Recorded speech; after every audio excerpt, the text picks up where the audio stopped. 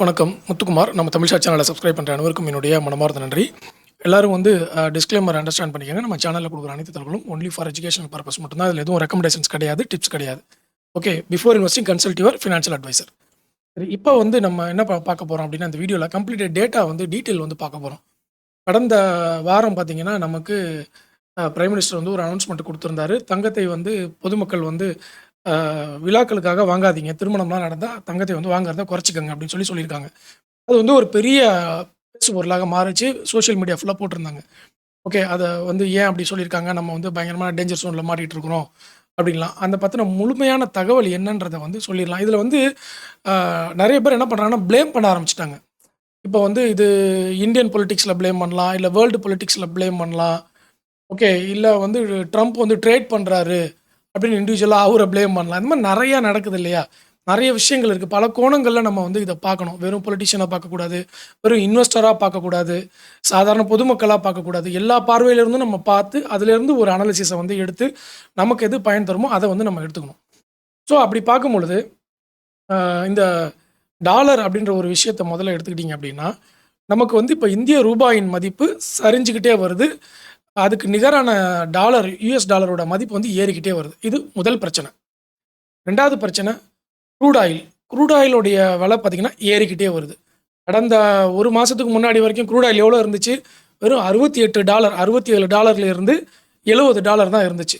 ஆனால் இப்போ இன்றைக்கி பார்த்திங்கன்னா $91. போன வாரம்லாம் பார்த்திங்கன்னா $110 இருந்துச்சு. அப்போது $70 எங்கே இருக்குது, $110 எங்கே இருக்குது பாருங்கள். க்ரூட் ஆயில் கிட்டத்தட்ட 40% ஏற்றம் கொடுத்துருச்சு. 50% ஏற்றம் கொடுத்துச்சு. 70னா $35 கூட்டினீங்கன்னா எவ்வளோ வருது? $105 வருது. அப்போ 50% க்ரூட் ஆயில் சடனாக இமீடியட்டாக ஏறிடுச்சு. இதுதான் பிரச்சனை. கொஞ்சம் கொஞ்சமாக ஏறினா கூட பரவாயில்ல. சடனாக ஒரே ஒரு 10 நாளில் அந்த வார் எஸ்கலேட் ஆனதுமே $105 $100ன்னு போக ஆரம்பிச்சிருச்சு. த சேம் டைம் நமக்கு இந்திய ரூபாயோட மதிப்பு வீழ்ச்சி அடையுது அப்படின்றத விட யூஎஸ் டாலருடைய மதிப்பு உயருது. அதுதான் உண்மை. ஓகே, நம்ம சஸ்டெயினாக போய்கிட்டே தான் இருக்கும். இந்தியாவோட குரோத் போய்கிட்டே இருக்குது. நம்ம யூஎஸ் என்ன பண்ணுறாங்கன்னா, அவங்க டாலருடைய விலையை அதிகப்படுத்துறதுக்கான எல்லா வேலையும் பண்ணிட்டாங்க. எங்கெல்லாம் போனால் அவங்க டாலரோட விலை ஏறுமோ அதெல்லாம் ஆல்ரெடி பண்ணி வச்சுட்டாங்க. 30 வருஷமாக பண்ணி வச்சுட்டாங்க.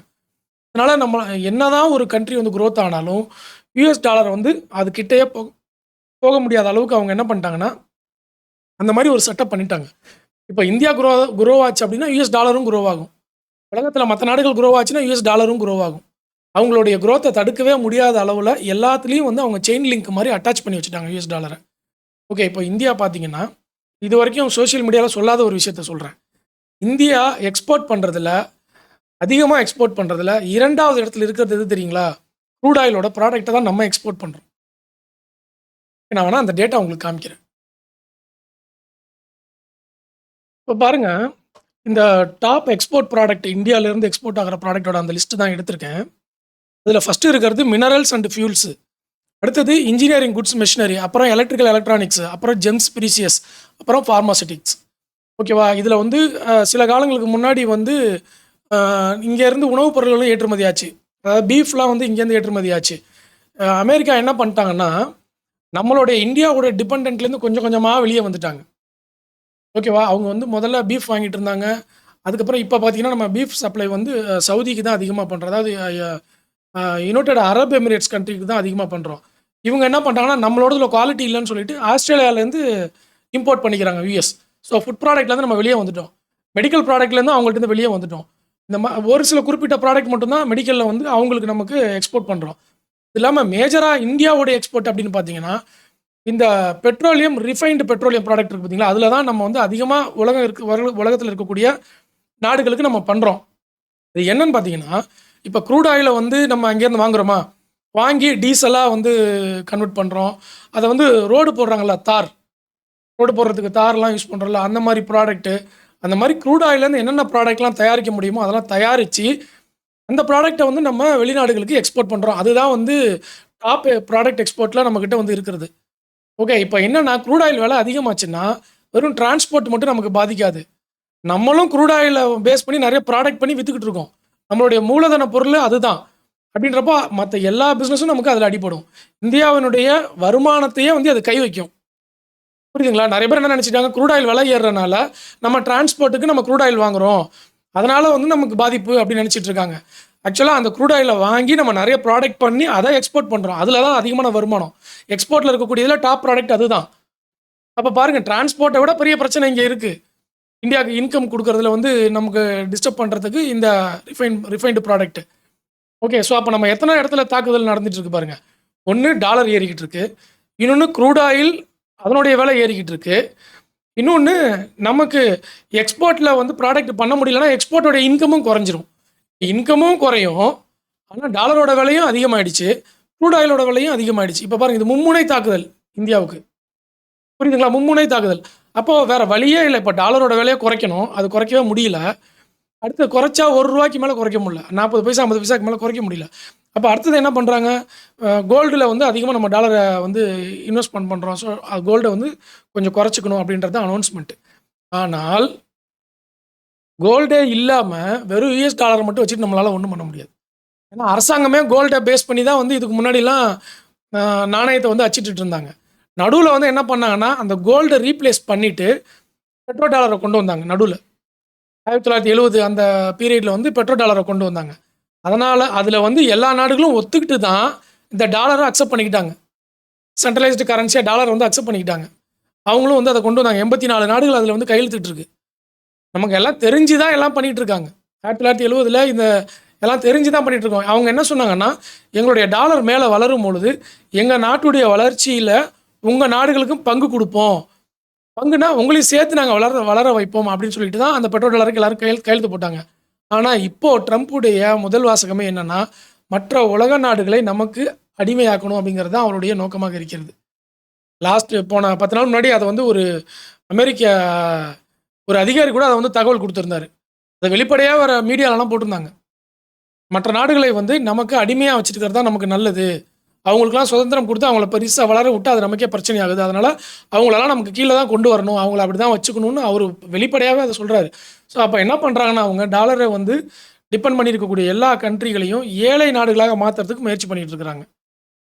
ஓகே, இதில் வந்து இது அவங்க நம்மளுடைய இயலாமையோ அல்லது நம்மளுடைய உழைப்போ, இந்தியாவில் வந்து உழைப்பு இல்லை, இந்தியாவில் வந்து ஸ்ட்ராட்டஜி இல்லை, இந்தியாவில் வந்து டெக்னிக்ஸ் இல்லை, அப்படிலாம் கிடையாது. நம்மள்ட்ட வந்து பொருளாதாரம் அப்படிலாம் கிடையாது.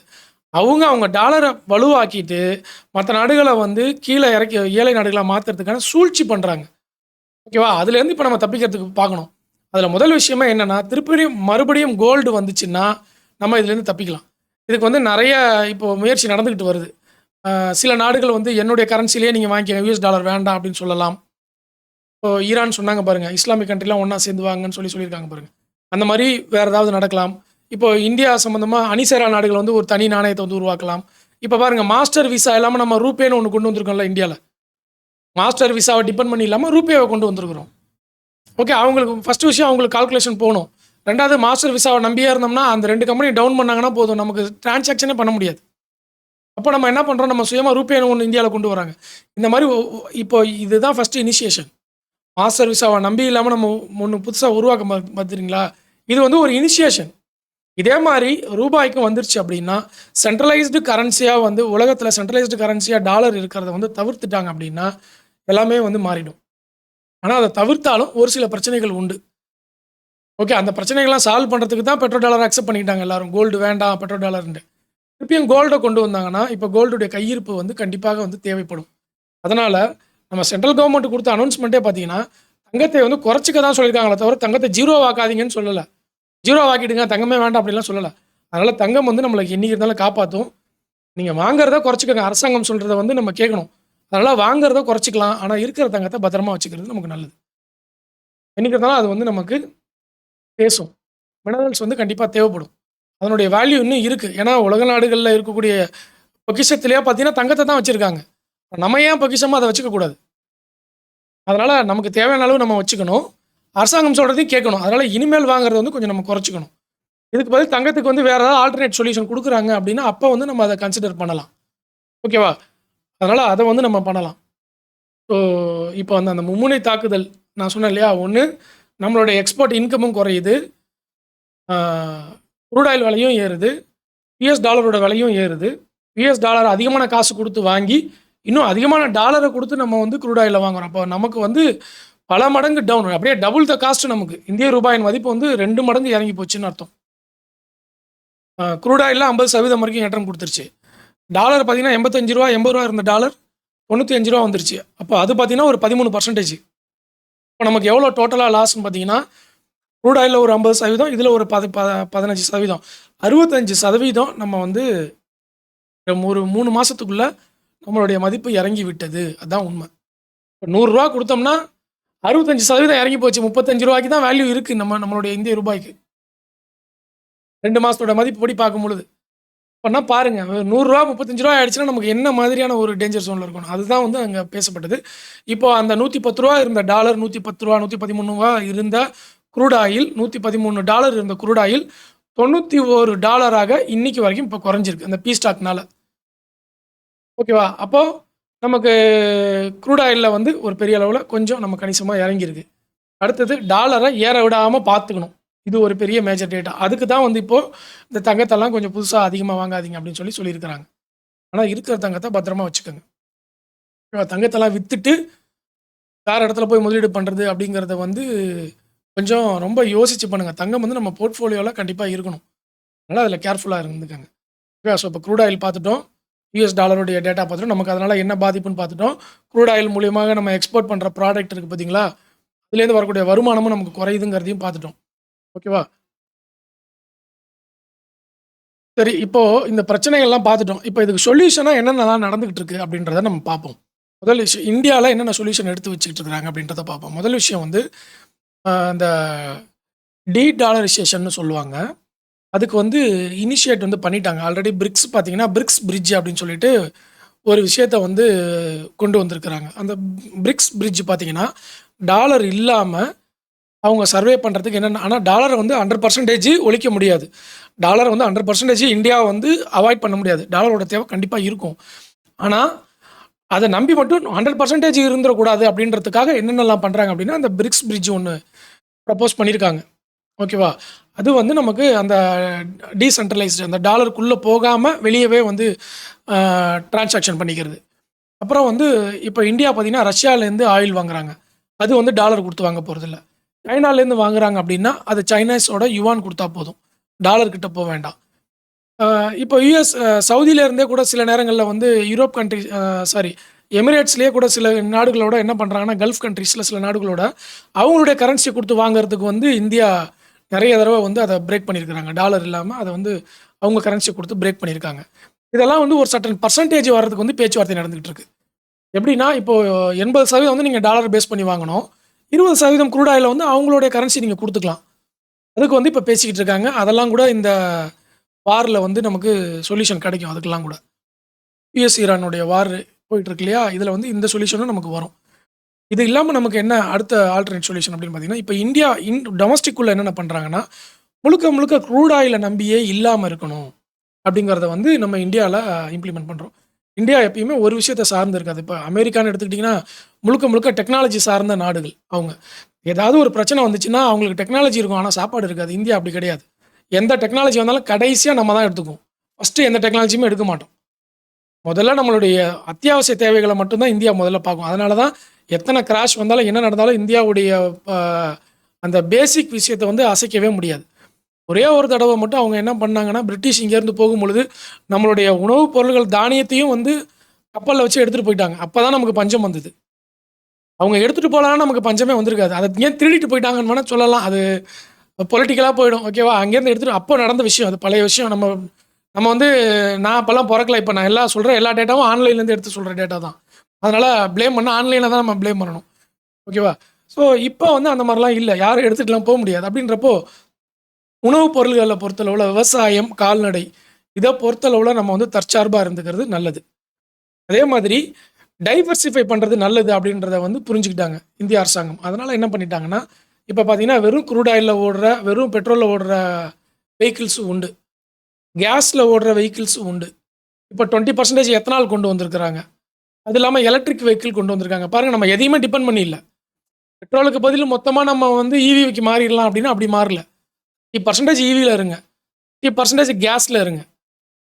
மீதி இருக்கிற 30%ல வந்து 10% வந்து 20% எத்தனால், 80% பெட்ரோல் இப்பயே வந்துருச்சுல்ல. எல்லா காரும் பார்த்தீங்கன்னா 20% எத்தனால் வந்து மிக்ஸ் பண்ணி குடுக்குறாங்க இப்போ. அதுக்கு வந்து சப்போர்ட்டடான கார் தான் வருது. அப்போ நம்ம என்ன பண்ணணும், டைவர்சிஃபை ஆயிட்டோம். 100% க்ரூட் ஆயில நம்பி இல்லாம, ஒரு 20% எத்தனால போடு, 30% வெஹிக்கிள்ஸ் வந்து ஈவில மாத்துங்க. 30% வந்து கேஸ். இப்போ ஆட்டோலாம் பார்த்தீங்கன்னா நெறைய கேஸ்ல வந்துருச்சு. ஓகே. கார் வந்து ஒரு 8% வரைக்கும் இப்போ வந்து நம்ம ஈவிக்கு மாறிட்டோம். ஓகே. இப்படியே க்ரூட் ஆயிலுடைய தேவைய குறைச்சுக்கிட்டே வருது. எதுலயுமே வந்து டிபெண்டன்ட்டா இருக்கக்கூடாது. அதே மாரி யுஎஸ் டாலரோட டிபெண்டன்ஸிய குறைக்கிறது. ரஷ்யா கூட வர்த்தகம் வச்சுக்கிறது, சைனாவோட வர்த்தகம் வச்சுக்கிறது, அப்புறம் மற்ற கல்ஃப் கண்ட்ரீஸ் கூட வந்து டைரக்ட்டா அவங்களுடைய நாணயத்தில வர்த்தகம் வச்சுக்கிறது. இதெல்லாம் இந்த டாலருடைய மோனோபோலியிலிருந்து வெளியே வரதுக்கு வந்து முயற்சிகள்லாம் பண்ணிட்டு வர்றாங்க. ஸோ இது இது இந்த ஸ்டெப்ஸையும் நம்ம எடுத்துட்டு வந்துட்டுருக்கோம். ஓகேவா? இதுக்கு சப்போர்ட்டிவா தான் இப்போ வந்து நம்ம இந்த தங்கத்த வந்து கொஞ்சம் வாங்காம இருங்க அப்படின்னு சொன்னது. எப்படி தங்கம் வந்து மதிப்பு இல்லாமல் போகறதுக்கெல்லாம் வாய்ப்பு கிடையாதுங்க. இப்போ வரைக்கும் அந்த மாரி எதுவுமே வரலாற்றில நடந்தது கிடையாது. இந்த மாரி நடக்கிறதுக்கான வாய்ப்பும் இல்ல. ஆனா அந்த மாரி ஒரு இனிஷியேட்ட அ எடுத்து வச்சிருக்கிறாங்க. உலக அரசாங்கம் வந்து அத எடுத்து வச்சிருக்கிறாங்க. அத பத்தி ஜியோ பாலிடிக்ஸ நம்ம அடுத்த வீடியோல தெளிவா பார்ப்போம். ஏன் தங்கத்தை வந்து கொஞ்சம் கேர்ஃபுல்லா இருக்கணும்னு நம்ம யோசிக்கணும் அப்படிங்கிறத வந்து அடுத்த வீடியோல அத பத்தி தெளிவா நான் சொல்றேன். ஓகேவா? ஆனா இப்போ வரைக்கும் தங்கம் வந்து நமக்கு தேவைப்பட்டிருக்கு. நம்ம ஹோல்டிங்ல வச்சுக்கணும். அப்படிங்கிறதும் வந்து நிதர்சனமான உண்மை இப்ப இருக்கிற வரைக்கும். சரிங்களா? இப்ப தங்கத்தில இருக்கிற ரிஸ்க் என்ன? உலகத்துடைய போக்கு எந்த மாரி போய்க்கிட்டு இருக்கு? அதை ஏன் வந்து நம்ம கன்சிடர் பண்ணணும், டைவர்சிஃபை பண்ணணும் அப்படிங்கிறதையும் வந்து அடுத்த வீடியோல வந்து நான் தெளிவா சொல்றேன். ஓகேவா? ஸோ இந்த வீடியோல நம்ம நெறைய விஷயம் டிஸ்கஸ் பண்ணியிருக்கோம். இதெல்லாம் பயனுள்ளதா இருந்ததுன்னா கண்டிப்பா லைக், கமெண்ட், சப்ஸ்கிரைப் பண்ணிடுங்க. டிமேட் அக்கவுண்ட் ஓப்பன் பண்ணாதவங்க இருந்தீங்கன்னா டிஸ்கிரிப்ஷன்ல லிங்க் குடுத்துருக்கேன். என்னோட ரெஃபரல் லிங்க் அத பயன்படுத்தி அக்கவுண்ட் ஓப்பன் பண்ணி நீங்க வந்து சப்போர்ட் பண்ணலாம். நன்றி, வணக்கம்.